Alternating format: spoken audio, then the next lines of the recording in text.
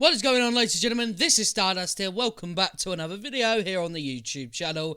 And right now, we are going over Alex K's kind of reasoning for why exotics don't drop, on random enemies. Now, for anyone who's a bit confused about this, in a lot of looter games, if you're going to do a random mission, occasionally you'll get lucky and an exotic will pop out of an enemy. Like, it feels amazing, right? I had a similar situation in Division 2, went to go do a bounty, which is actually one of the examples Moneybags uses here, and I'll get to that in a minute, and an exotic popped out, and it was actually the exact one I wanted, and let me tell you, I scored like a girl. So, but anyway, Moneybags says, are you happy with the amount of reward players receive after completing the raid multiple times in the same week? Do you think locking the power level increase to once per week is good design? Sorry if I'm being annoying. So then Alex goes on to say, yes and no on the reward amount. Yes, that I want you to play other heroes, and yes, you don't gorge yourself in 4 days and never play it again, knowing that the variance is so high to get the possible rolls you want.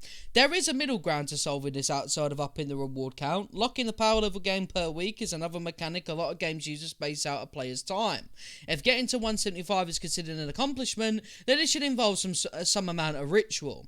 So that is a design that, while old, serves a purpose. There is nothing there for me to hate or love, as it's not positive or negative. Players tie the power level game to rewards, but those are divorced from each other. You could get one item at +5 power level instead of 3 or 4 at +2, but we went with the later. But getting a 1+ every run would just remove any reason we put a power level increase in the first place.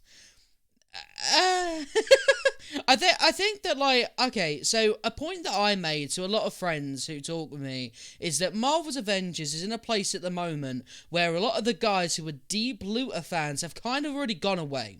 And all people want now is that superhero fantasy, and they want to feel rewarded for how they play. Now, when I played Diablo 3, right, and I've heard that's like the gold standard, okay? So I'm only going off what I've heard from other people. When I play that game, I feel absolutely rewarded.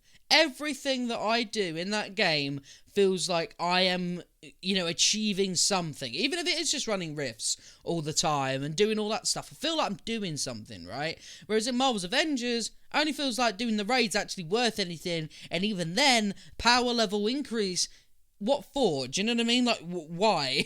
So, yeah, I don't know. I think that's kind of like not really players' issues. It's more just receiving more loot from those missions. And then Money says, is there a reason you guys chose not to allow exotics to drop in regular missions randomly like other looters? Like in Division 2, see, I could be doing a bounty and a random soldier drops an exotic with like a very low drop rate. Now, this is where I have always wanted exotics to just drop in the wild, because I personally think that would make every level playable, right? Because at the moment, why would you bother playing a threat sector? Do you know what I mean? So I feel like that would be really helpful. But anyway, Alex says, those are global exotics that do not have a tied-in activity. We tie our exotics to an activity, like in Destiny, you get Cloud Strike from Empire Hunts, not through RNG solely. We just do not have any random exotics, but on that note, may never do that. See, that's kind of the problem though, isn't it? That when you copy your entire game based on a Destiny 2 model, and you don't do it as good, you know what I mean?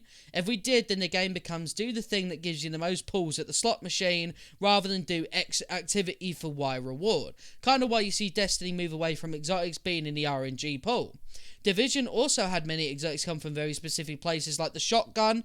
Diamondback wasn't a shotgun, has to be unlocked from playing the campus, or some armors tied to brands or specific missions. So that is not a prefect example there. Now, I disagree heavily, because, okay, so let me explain what I got my Diamondback from, right? So I was doing an event.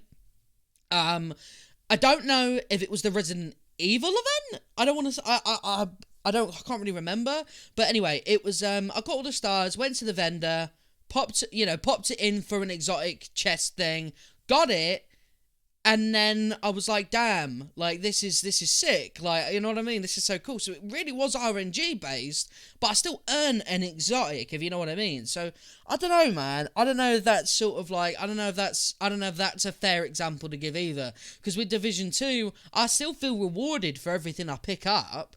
You know what I mean? It still feels like really entertaining to play to get to those next points. So I don't know if that's I don't know if that's completely fair, but that was the end of the conversation right there. Let me know what you guys think about that. Let me know if you guys sort of agree with what Alex was saying, whether the game should never have random loot drops, exotic loot drops from, like, enemies and that.